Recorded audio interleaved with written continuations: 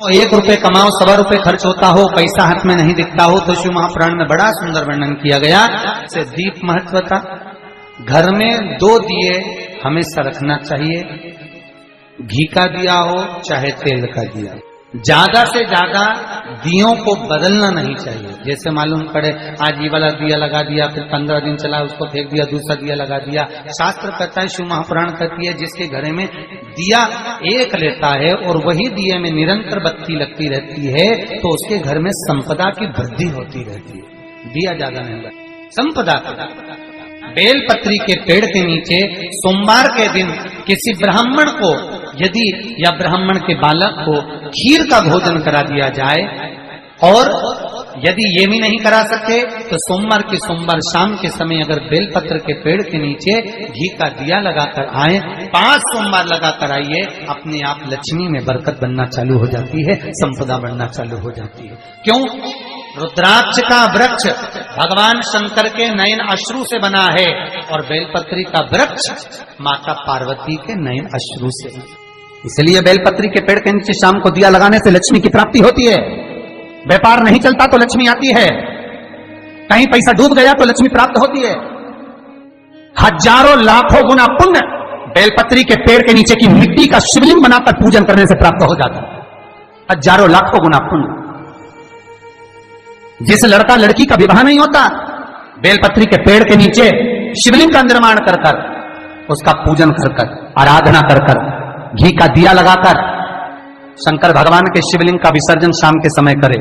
एक घी का दिया मंदिर से विसर्जन के बाद आकर फिर बेलपत्री के पेड़ के नीचे लगाए, और बेलपत्री के पेड़ के नीचे लगाकर 7 परिक्रमा बेलपत्री के पेड़ की कर ले।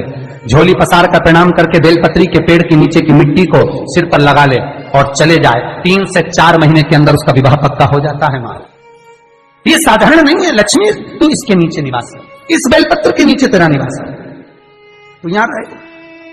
पहले भी कथाओं में करा है, कैसी भी रोग हो, कैसी भी बीमारी हो, बस निवेदन इतना है, अगर ज्यादा बीमारी घेर कर रखी है, 1 लोटा पानी, कलश में जल, थोड़ा दूध, और जो व्यक्ति बीमार है उसका वस्त्र उस लोटे को छूला, 1 बेलपत्र उसमें पटक दो, और शंकर भगवान पर, शिवलिंग पर, कोई भी शिवलिंग जो मंदिर में हो, चाहे वो गुप्तेश्वर शिवलिंग हो, कुबेरेश्वर हो, महेश्वर हो, बटकेश्वर हो, पिपलेश्वर हो, नर्मदेश्वर हो, सोमेश्वर हो, नागेश्वर हो, धनेश्वर हो, हरीश्वर हो, कोई भी शिवलिंग जो आपके नजदीक में हो, जो मंदिर आपके पास में है, 1 लोटा पानी ले जाकर जो बीमार है उसके नाम से नाम और गोत्र बोलकर शंकर को समर्पित कर दो।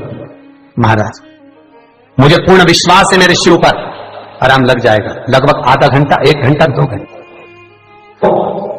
शंकर को 12 महीने शिवरात्रि आती है, हर महीने शिवरात्रि आती है।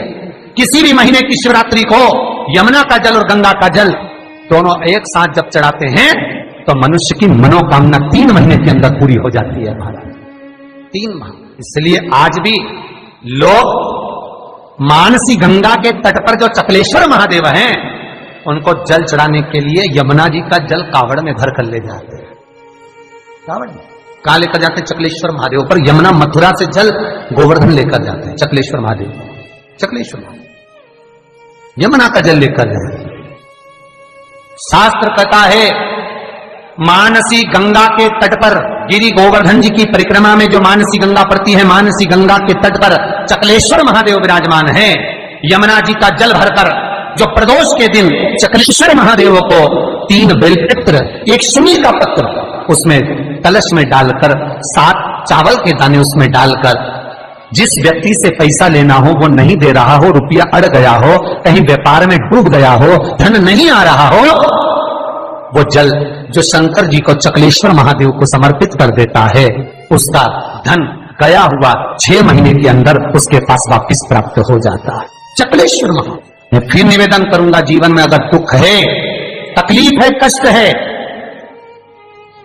कष्ट है ज्यादा, तो शमी वृक्ष की 108 पत्तियां, 133 पत्तियां, 111 पत्तियां, शमी वृक्ष की पत्तियों को लो, शंकर भगवान पर समर्पित करो, फिर जल चढ़ाओ, फिर समर्पित करो, फिर जल चढ़ाओ, फिर समर्पित करो, फिर जल चढ़ाओ। 133, 111 122 जितनी बार बन सके समर्पित कर कर आपका दुख शिव से कहो, शंकर सुख देगा, ये पक्का सुख देगा। कई लोग कहते हैं भगवान शंकर को भांग प्रिय है।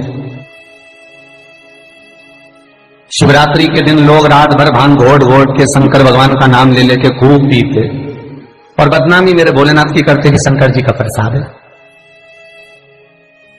जितने लोग कहते हैं कि शंकर को भांग प्रिय है, कहीं एक जगह पर शिव महापुराण में लिखा हुआ बता दो कि शंकर को भांग प्रिय है, कहीं एक जगह पर।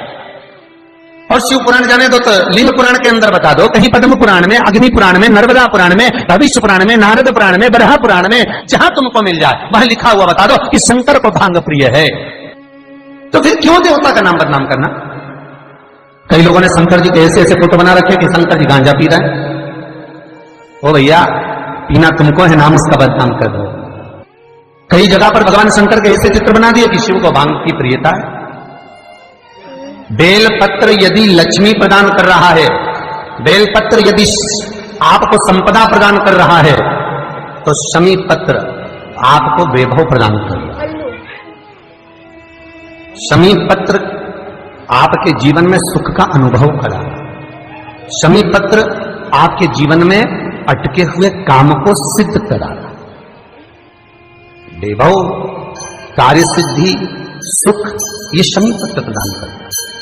इसीलिए बेलपत्र तो केवल भगवान शंकर को चढ़ती है, बेलपत्र गणेश जी को चढ़ती है, देवी को बेलपत्र, पर शमी पत्र एक ऐसा पत्र होता है, 33 कोटि देवता शमी पत्र को पाने के लिए, 33 कोटि देवता शमी पत्र के सुख का आनंद पाते हैं। ऐसा 33 कोटि देवता।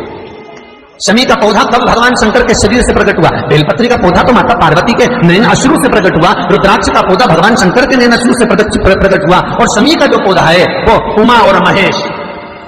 जब माता पार्वती का एक अवतार हुआ था, उमा अवतार, जब माता पार्वती उमा अवतार लेकर प्रकटी थी, तब भगवान शंकर महेश्वर बनकर प्रकटे। और उमा और महेश्वर का जब मिलन हुआ, और मिलन होने पर दोनों की दृष्टि एक जगह पर पड़ी, पड़ने पर एक पौधा उत्पन्न हुआ, वो शमी का पौधा है। शिव महापुराण में वर्णन करा, स्वयं शंकर से, स्वयं शंकर भी सम्मुख में है। और अगर शिवलिंग की आप आराधना कर रहे हो, भगवान शंकर की अगर आप आराधना कर रहे हो, तो शिवलिंग की महत्वता पूर्णता में होगी बात। क्यों? शंकर मिलने आएंगे तो अकेले हैं, पर शिवलिंग की आप आराधना कर रहे हो तो ब्रह्मा, विष्णु और महेश, ये तीनों उसी में है।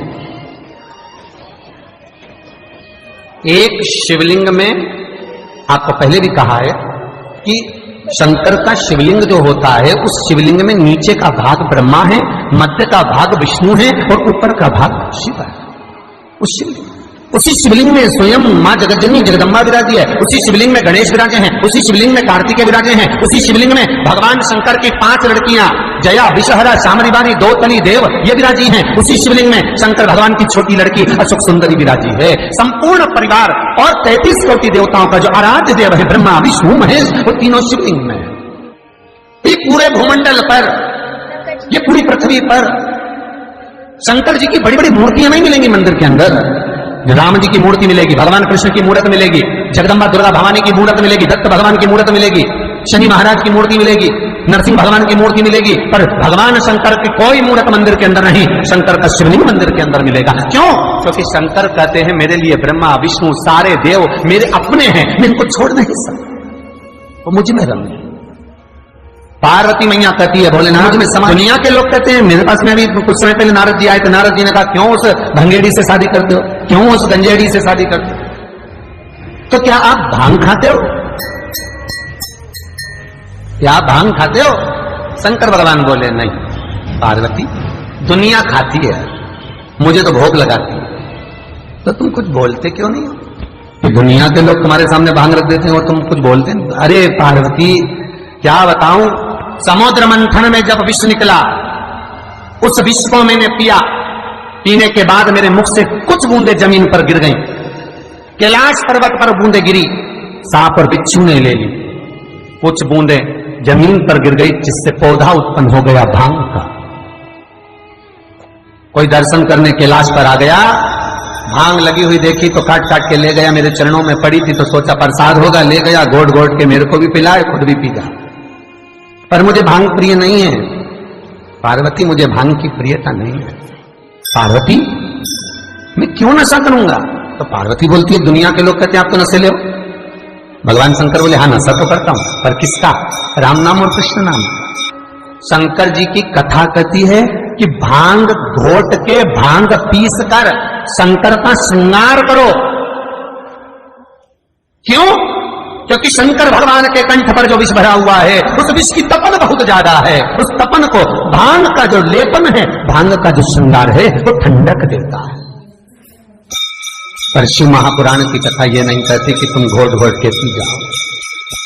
शंकर भगवान की जो जलाधारी है, बस उस जलाधारी का मुख उत्तर का होना चाहिए। घर में भी अगर शंकर भगवान का शिवलिंग रखते हैं अपन, तो शंकर जी की जो जलाधारी का मुख होता है वो उत्तर का होना चाहिए।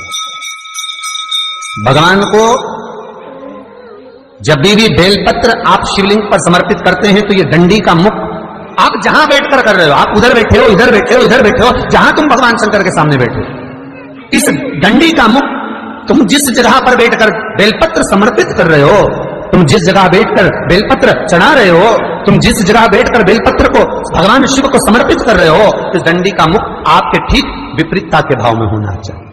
भगवान शंकर को जहां बैठकर चढ़ाओ, डंडी का मुख विपरीतता मारा। जब शमी पत्र भगवान शंकर को समर्पित करो, तो शमी पत्र की डंडी का भाग आपकी ओर होना चाहिए। बेलपत्र की डंडी विपरीता भाव और शमी पत्र की डंडी का भाव, शमी पत्र की